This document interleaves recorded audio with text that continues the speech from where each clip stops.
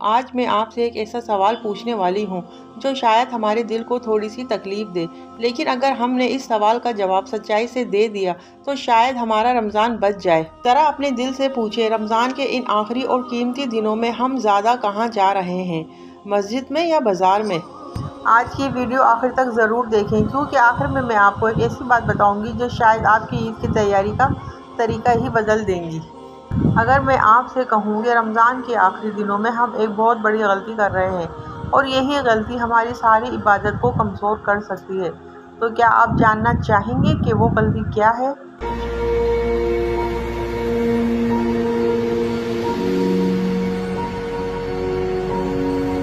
السلام علیکم ورحمۃ اللہ وبرکاتہ۔ رمضان کا مہینہ ختم ہونے کے قریب ہے اور ایک سوال دل کو بہت زیادہ پریشان کرتا ہے، کیا ہم واقعی رمضان گزار رہے ہیں یا صرف عید کی تیاری کر رہے ہیں؟ آج کل بازاروں کا حال دیکھیں، رش اتنا زیادہ ہے کہ قدم رکھنے کی جگہ نہیں۔ راتوں کو تراویح میں اتنے لوگ نہیں ہوتے جتنے لوگ شاپنگ مالز میں ہوتے ہیں۔ ایسا لگتا ہے جیسے رمضان عبادت کے لیے نہیں بلکہ عید کی شاپنگ کے لیے آیا ہو۔ اصل بات یہ ہے کہ ہم نے رمضان کو کس چیز کے لیے پایا تھا، یہ مہینہ اللہ نے ہمیں کیوں دیا تھا؟ یہ مہینہ قرآن کے لیے تھا، توبہ کے لیے تھا، آنکھوں کے آنسوؤں کے لیے تھا اور جہنم سے آزادی کے لیے تھا۔ لیکن افسوس، ہم نے اسے کپڑوں، جوتوں اور چوڑیوں میں گزار دیا۔ کوئی کہتا ہے ابھی سوٹ نہیں سلا، کوئی کہتا ہے بچوں کے کپڑے ابھی باقی ہیں، کوئی کہتا ہے چلو آج بازار چلتے ہیں۔ یوں رمضان کی قیمتی راتیں بازاروں میں گزر جاتی ہیں۔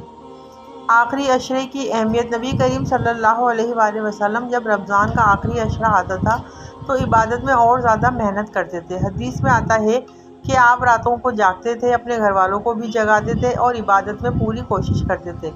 کیونکہ انہی راتوں میں شب قدر ہے۔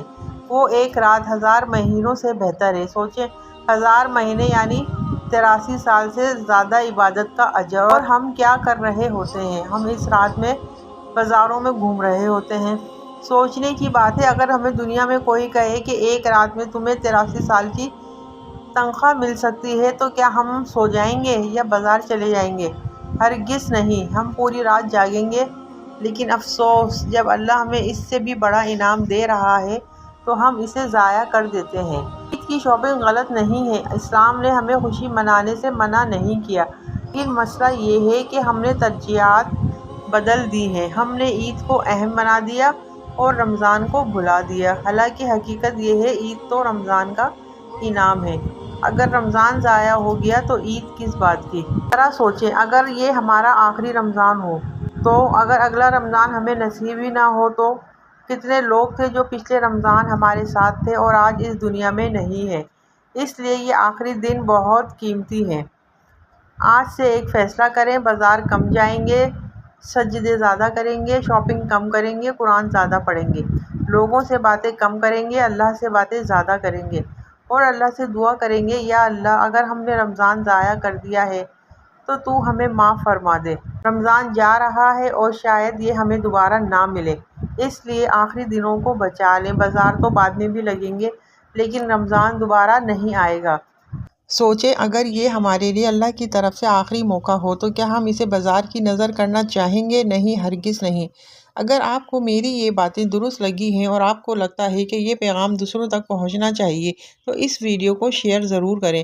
کیا معلوم آپ کے ایک شیئر سے کوئی بہن یا بھائی بازار کی بھیڑ چھوڑ کر مصلی تک پہنچ جائے اور اس کی بخشش آپ کے لیے بھی صدقہ جاریہ بن جائے۔